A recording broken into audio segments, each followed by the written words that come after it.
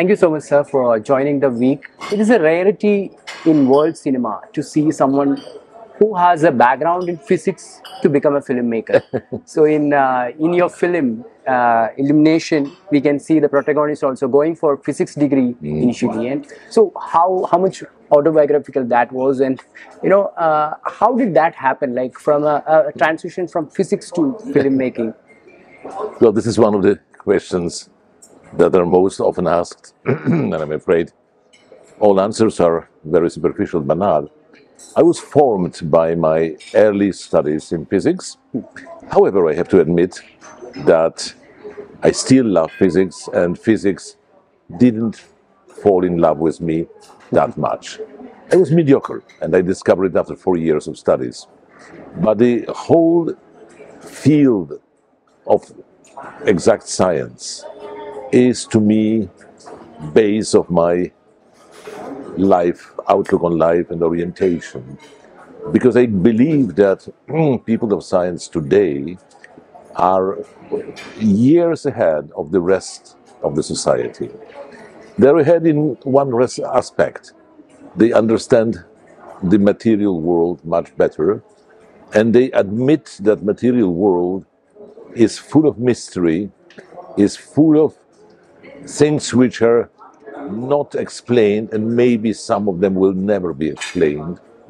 They know better our limits. And I think general public in developed countries in 19th century lost this sense of limitation. We believe that we know all.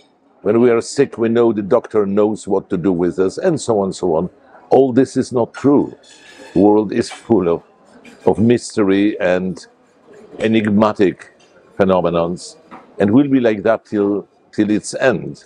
So I am very happy that I had these studies, but I had to change my itinerary. I studied philosophy, and finally I spent most of time in films. And living in films means being exposed to all kinds of experiences, meeting very different people. So it's a real blessing. I am so happy that I have this profession, and I was able to spend so many years in research, in meeting people, in travels, in various adventures I took part of. And I'm telling about that in my films. That's the pabulum that I'm using to create stories. I write my own scripts mostly, and I try to share my experience with the audience. Okay, so in your 1996 film at Full Gallop, that film is considered as one of your most autobiographical work. Yes, in the direct sense, it is. It's also a work that shows the life under post World War II communism. So could you please share a little bit about your life under that regime, and also how much it was reflected in this particular movie? Well, I only once took something directly from my life, from this very dramatic time of Stalinism, which in Poland, my country, that was submitted to Soviet domination. Stalinism lasted not very long. It was something between 48 and 55. But this period was really radical and dramatic. And seen from the perspective of a child, it was almost comical. That's why I made it as a comedy. Could you believe that, for example, horse riding was banned? But not officially. There was not a law, but there was a use to limit riding horses, because being on the horse makes people not equal. One is on the top, one is on the bottom. And that was ideological basis for it. Of course, it was known that ex-landlords were all horse riders, and simple people maybe less, but even peasants were riding horses. Why not? But not for sport. But there were many other more important things to learn: how to cope with violence of the system, of the regime, how to cope with this pressure that you must not say the truth, and at the same time you have to find some evasive answers to difficult questions. So for a child like myself at that time, when I was 6, 7, 8, it was a very difficult experience, and I was exposed to very eccentric characters. So one of them I made in this, put into the center, and I'm the little witness with in the adventure of being taken care by my aunt. She was not a real aunt, she was not even a cousin, but she was a family friend, and she had her ways how to survive the oppression. So she was very often saying, I never lie, but I don't tell the truth. In fact, it was impossible to understand the difference when you were 6. Even today, I'm not sure if I understand the difference. But she created something, what is a premise, really, was a great writer. Maybe it could be used again. When identification cards after World War II had to be very often reconstructed because parishes and offices were burned. So people needed to bring 2 witnesses to the notary public and say, they will tell you what is my name, when I was born, and so on. This person, this aunt of mine who took care of me, she had a crazy idea that she will create 2 identity cards instead of 1, pretending she has a twin sister that never existed. And because she knew that she has to accept many compromises, even moral and political, she said, okay, this non-existing twin sister will be a party member, and I will represent her because people couldn't distinguish me and this other person. And the other person was a non-existing entity. And in this crazy system, it was possible to leave. Nobody was asking questions. Everybody suspected, together, including myself, that something goes wrong with this person. That once she says that she has one name, she has another, but the whole idea of reality being not real is something what is an essence of communism, or essence of life under pressure or under oppression. From a far country, it's a biographical film about John Paul II. So my understanding is that you were a personal friend to the Pope. Well, it's hard to say I can count myself as a friend, but definitely I happen to know the Pope from the time when he was starting as a bishop. By coincidence, I was studying in the same city, and some of my friends had parents who were friends of Wojtyła. I remember our first meeting. I wasn't used to meet bishops at home. And what I noticed, and find it later quite relevant, that he paid great attention to people to whom he spoke. Unnecessarily, because I was nobody. Why should he care about one student who is sitting by the same table? No, for a few minutes, he was all mine. He was asking probably the most conventional questions. Why do I study philosophy? But he really listened to the answer, and you feel when somebody listens to your answer. So I was very taken by this approach. Later on, I was meeting him quite often when he was a bishop, but even more often when he became a pope.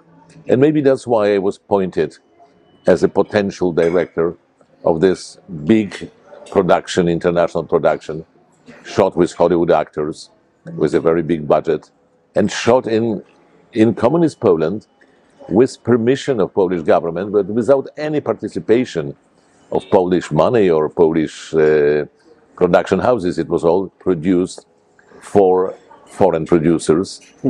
And it was all at the time when the solidarity movement was growing. Yeah. So the system was falling apart. It was one of the most dramatic experiences of my life and all my generation. But I think it was a beautiful time. So were you associated with the solidarity movement? Sorry? Were you associated with the solidarity movement? Oh, yes, of course. I was a member, and all my crew was with Solidarity, and we were learning how to express our positions. And at that time, before the crash, that was later on, the martial law was introduced, and all this movement was stopped, but not for a long time. And I remember from Vatican, when this news reached me, I was abroad, and immediately one of the cardinals told me, "Don't worry, we are sure it's not going to last long." And they were right. They were right. I got some optimism from this statement, because Vatican wisdom sometimes is noticeable. Sometimes Vatican is an awful place. I don't hide it. I don't deny it. But they have great tradition of diplomacy, and sometimes they know better. Like in time of Iraq war, when Pope was so strongly opposing the intervention, even if it was just to intervene, but he knew better that military victory is not resolving the problem of dictatorship. So, according to the records of Institute of National Remembrance, since 1962 to 64, you were registered, of course, without your consent, as a secret collaborator of the communist secret police. It's absolutely not true. It's not true? No, it's absolutely not true, and the documents are out, and whoever spreads this news has a bad will. No, I was approached by the police, and they're all protocols, but they never made me even a proposal of collaboration. But what did they want from you? Well, definitely they hoped that if I agree, I will be a delator and they will be telling about actions of my colleagues and my own actions. But I was well advised, first of all, by people of Solidarity how to, it was not Solidarity yet, but how to deal with it. And finally, there is a protocol that is published that they say I will be used for nothing, so they don't even make me an offer of collaboration. And you know, people of bad will always try to say, if you spoke to them, it means you gave them something, but it's not true. Okay. So, you're one of the pioneers of the movement, famous movement of cinema of moral anxiety. So, in 1970s, in this repeated theme of, a man faced with a choice between values, it comes in your film, different films in 1970s. So, what actually was driving this whole movement? What was actually going through your mind, in that? Well, I thought that the ideals which were promoted by communist ideology, many of them were right: social justice, economical equality, and so on. All these things were very positive, but they didn't match reality. And this whole discrepancy between reality and ideals was the pabulum for cinema of moral anxiety. That was pushing us to point out, look, you promise, but you don't keep your promises. And at the same time, it was an absolutistic government, so there was no debate publicly possible. It was possible only by allusions in films, and that's what we're doing. There is a strong communist movement here also, in Kerala also. And this debate about, with PG, P. Govindapilla, your debate in 1998, Yes. it again became a discussion when, this time when you were given Lifetime Achievement Award. So could you please tell a little bit about that incident? You have repeated it, I know, but for our audience, could you please? Well, in the 90s, it was a great surprise for me that somebody neglects all the failures of communism and offers the same plate. It was, to me, but when I had this public debate and I noticed that we basically differ about facts, gentlemen don't discuss facts, so there is no way of having discussion if the facts are not confirmed. And at the same time, I think what is today what you call in Kerala communism is nothing to do with communism, because it is not a sovereign state. You have Indian constitution and Indian democracy, and within democracy this movement has just a certain color but has no full power. It is not dictatorship of proletarians, so it's not Leninistic. In fact, I probably guess, as I hear, that from the point of view of efficiency, they have some noticeable merits, and it would be stupid to deny them. But I think ideologically, it is only on paper. It cannot be implemented because the Constitution of India would not allow it. Ether, in 2018, your last film came out, right? Ether. So, how did your whole filmmaking style or themes that you explore evolved over many decades? Could you please share? Well, you know, I try to find my shelter, my place in this huge market. I'm very happy that people watch various films. It would be very sad if they had only my films to choose.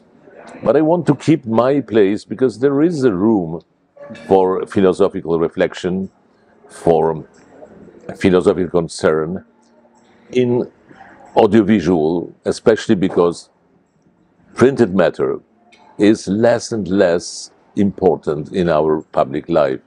People read less and they watch more. So we must find a way in this new language of audiovisual to convey most sophisticated ideas, not only the primary ideas that are conveyed very often. And that's more or less what I believe in, and I'm very happy that I found my marginal place. I'm not in the mainstream, and that's not my dream, and that's not my temptation. I had some opportunities to approach mainstream, working with some big Hollywood actors, but it's not really what I care for. I care for more sophisticated dialogue with a very demanding public, but this public has to be served, and I want to bring this service. If I manage or not, that's up to the others to judge. So you started your filmmaking journey when film format was more predominant. Now it's digital that rules the whole industry. And so, have you transitioned to the digital filmmaking, or? Well, I don't care about the technological change. I think it is secondary, and you can learn it in few hours. What changes is the social structure, because the social media and the proliferance of sources of audiovisual is enormous and is creating a total chaos. People don't really have tools, instruments, how to choose what they want. But with artificial intelligence, I know it will change very soon and it will improve. A market cannot be so chaotic as it is this year. Maybe in 2 years it will become already more structured. But definitely there is now too much offer, and demand is not big enough to consume all this enormous amount of stories which are served on various platforms. So one last question: could you please share a little bit about your family? Because as a filmmaker, you know, family life is also a challenging part, right? You have to be in your well, for any artist or for any Yes, scientist or for any sportsman, yeah. for anybody who has some external goals, family is often a victim. In my case, I married late when I was almost 40, but I stay 40 years in a very happy marriage because my wife is supporting me enormously. And without her, I wouldn't be able to be so prolific and work so much as I do work a lot. And in spite of my age, I'm still very active because there is this family support. And I believe family is a great invention of humanity. People now believe that you may modify the model of family, of course you may, but family which is based on love has future and reproduces children who are not neurotic, who are creative.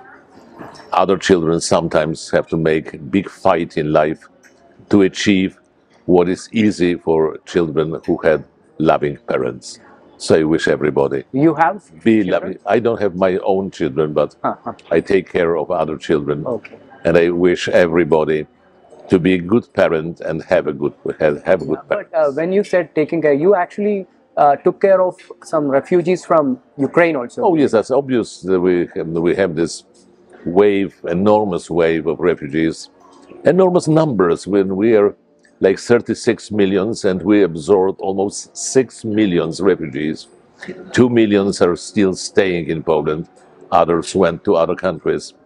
And I'm amazed how Poles were ready to share and were ready to welcome refugees from the country that historically was not very much our friend and sometimes was You fought wars. right. So it was not easy friendship, and still People are ready to share, to give. So this idealistic aspect of solidarność, of solidarity, was revived, and I think it was very beautiful, and still continues. People are tired, but they still share, and we have Ukrainian children in our schools. We give them work, we give them space. At the beginning, first days, I have 6 families in my home. It's a big home, and they were total strangers. None of them, well, one family was connected to us as friends, but the rest were not. Yeah. And many people did it. So it was also very refreshing to us Poles to be able to do something good. Because this is a chance, this is a privilege when you may do something good to the others.